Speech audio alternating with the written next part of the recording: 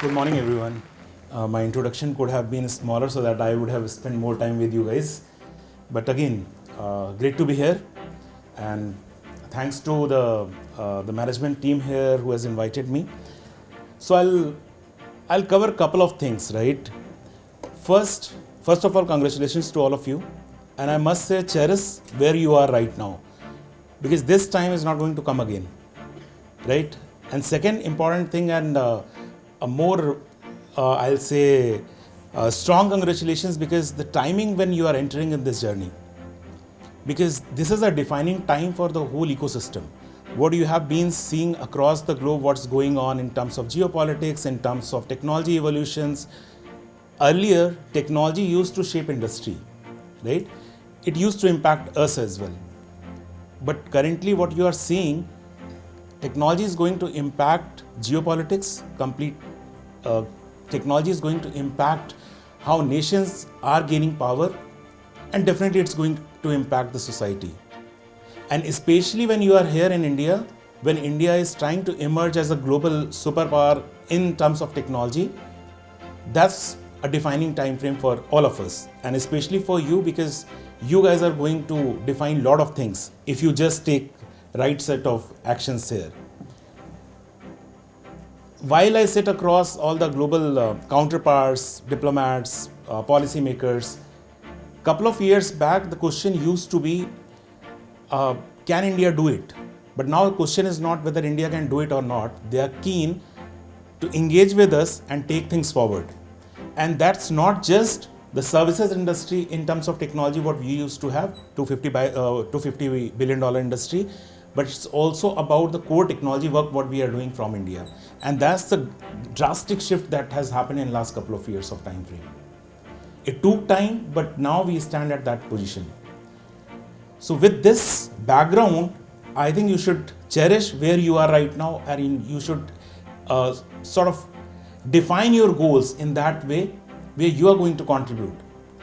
You would have heard, and I'm assuming many of you would have engaged with various industry stalwarts, various leaders. You keep hearing a lot of things on the social media and all. If you see, people will call you to come up with your ideas, right? Just not look at jobs, just not look at very small goals, but look at the larger goals. And that's the defining time frame again for you guys. And when I'm repeating this again and again, defining time frame for you guys means, if you take 10 years back, a lot of people sitting in this room might not have those kind of resources what you have right now. In terms of support from ecosystem, in terms of support from the government, in terms of support from the industry. What we had 10 years back, what we have now, there's a huge difference again. In terms of initiatives being taken at the national level, in terms of larger initiative may not relevant to entrepreneurship or for the students, but larger initiatives taken at the national level, if you get into the nitty-gritties, you will see that's actually directly impacting you guys. I'll take a couple of examples here, and then we'll cover other aspects here. For example, UPI, what happened in terms of UPI? If you get into the nitty-gritties, you will realize it's an architectural intervention made by government, and then it's an edge given to you all or us all to come up with our solutions, leveraging that larger stack, and we can start our own things, we can sort of use it, we can do a lot of things on that. Now, as a student, as a, I'll say, innovator, we need to know what's happening at the national level. So that's my first suggestion, and my first input to all of you is, know your ecosystem very well. What's happening in terms of policies, what's happening in terms of initiatives being taken at the national level, because that's going to define a lot of things for your journey. Second aspect is, what kind of support system is available in the system. 10 years or 15 years back from now, we didn't have startup ecosystem as we have right now. Access to the resources. Your institute will have so much of infrastructure what we didn't have 10 years back. Can we leverage that? And in general, as a human tendency, we don't admire what we have right now. That's a common I'll say mindset we have. We take things for granted what we have right now. So kind of infrastructure, even your lab what you have here, right? having hundreds of computers and some infrastructure. Even that could be an edge for many of you. The point is how we are going to leverage it. That kind of mindset if you have, and knowing your ecosystem, when I am saying what kind of initiatives. For example, I myself is running one initiative which is having almost $1 million as a prize money. That's happening at the national level pertaining to cybersecurity. If you know, many of you will start sort of attempting those challenges, right? Kind of hackathons happening, kind of these kind of national initiatives happening. If you know that, probably you will attempt that. First attempt might not succeed, some of you will succeed, but when you get into that journey, you will get to see and get to enter in that, I'll say, entrepreneurship journey. Second, the real world journey, I'll call it. May not necessarily entrepreneurship, but knowing what's actually required in the ecosystem. And that is highly important.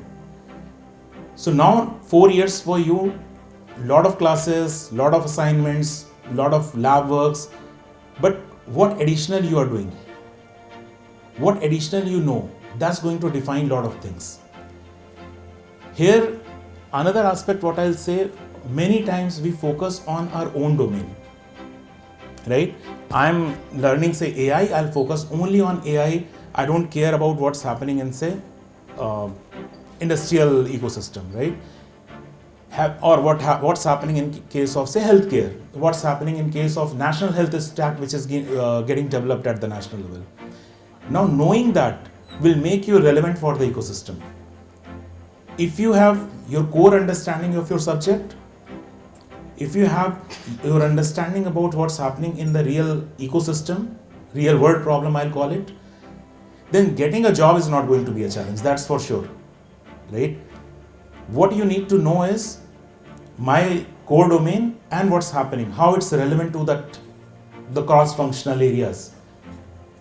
It will make us very relevant for the ecosystem, and I can assure you, if you have that broader sense about the things, it's going to make you relevant for the system, and job is not going to be challenged, and then you will be in that position to take that plunge to come up with your own things. But while you are doing and having that access of technology and having access of those kind of resources, one thing that you have to keep in mind is your ethical leadership, I'll call it. See, today, same AI engines, same kind of technologies can be used for various kind of good works and various kind of adversarial work, right?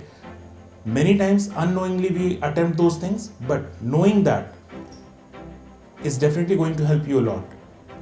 So in terms of these 4 years for you, in terms of having that tech edge inside you, having the ethical leadership coming out of you, that's something that you should take a plunge.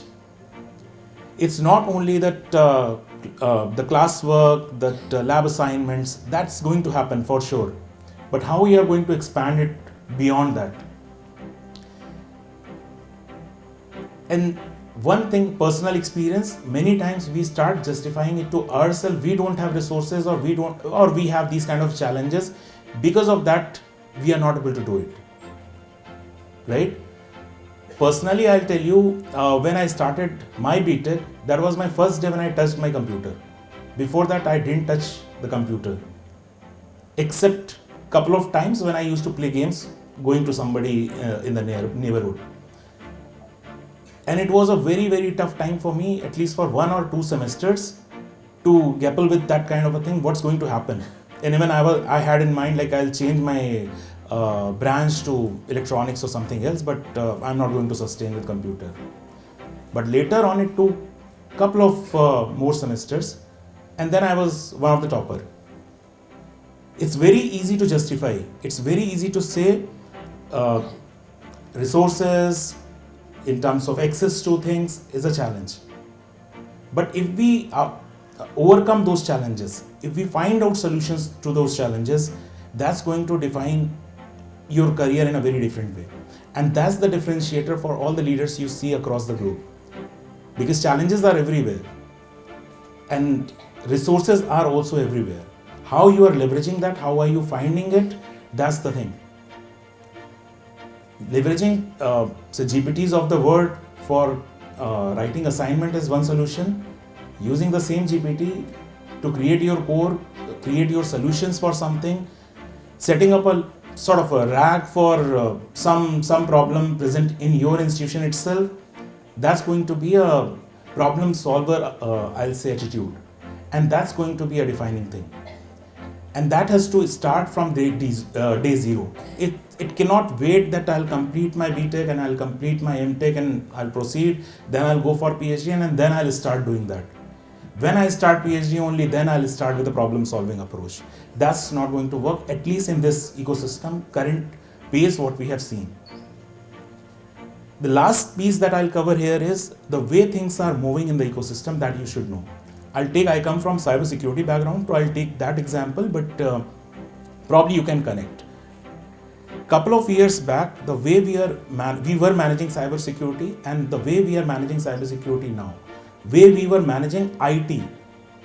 Let me not get into cyber, I'll give you a larger perspective then. The way we were managing IT infrastructure and the way we are managing IT infrastructure right now, that has changed significantly. And it's not about that we are in the first year of the college, so we cannot understand and somebody doing the PhD can understand. That's not the thing. Why? We have access to those technologies. We have access to all the platforms where we can see what's going on. So earlier, what used to happen? We used to manage some, I'll say, checklist based approach to manage things, to do audits, to manage the IT. Right? We had certain checklists, we used to do that. Now, many of you would have heard about real-time management of security, real-time management of infrastructure. What's happening? And that happened actually with the advent of AI/ML, which many of you would have opted for, the artificial intelligence and those branches. Now, that kind of change has happened because of the evolution in the AI. Now, if you know that evolution in the AI, you can think of projects which you are going to work on from now onwards to pick up those areas and create solving those problem statements. The way it has shifted from then and now, and this is going to happen in future as well, this is more like a resilient way of doing it. You would have heard about real-time management of things. Then it's like self-healing kind of a thing. If something goes wrong, how we are going to bounce back. That's true for the life, that's true for the technology. How we are going to bounce back. Something goes wrong, we have to come up with a more resilient way. And this is how it's going to happen in case of technology, in case of our personal life as well, in case of your journey. Because every time we are not going to succeed, right? So we have to bounce back. Similarly, the technology is moving in that direction where definitely something will go wrong. But if it goes wrong, how we are bouncing back. And that kind of technology evolution happened because of two things. One, the kind of data we have, and second, the kind of infrastructure we have developed. And on top of it, there is a layer of algorithms and all, which we typically call it like AI/ML algorithms. And leveraging that, we are moving in this direction. Now, this is a chronological shift that has happened. For you guys, my last suggestion would be, try to be real time. When you are picking up your lab assignments or you are doing certain assignments, even for the professors as well here, you pick up those areas which is actually going to be realistic and going to contribute to the larger things, I'll call it. Because then, even if you fail, you will learn a lot to succeed next time. And that's going to be a major value add. With this, I'll stop here. But again, congratulations to be here. Cherish this time. Create your ecosystem here, and the bonding that you are going to have among yourself, that is going to persist. That's way beyond explanation at this point, but you will realize what you are going to have here, this is going to persist for lifelong, I'll see. Leverage what's happening in the ecosystem available at the national level, and the way India is flourishing in terms of our digital leadership, that's definitely going to add a lot of values for you guys in future. Leverage it, know about what's happening in the system. With this, I'll stop here. Thank you. And love to connect with you wherever you need any support. Thank you.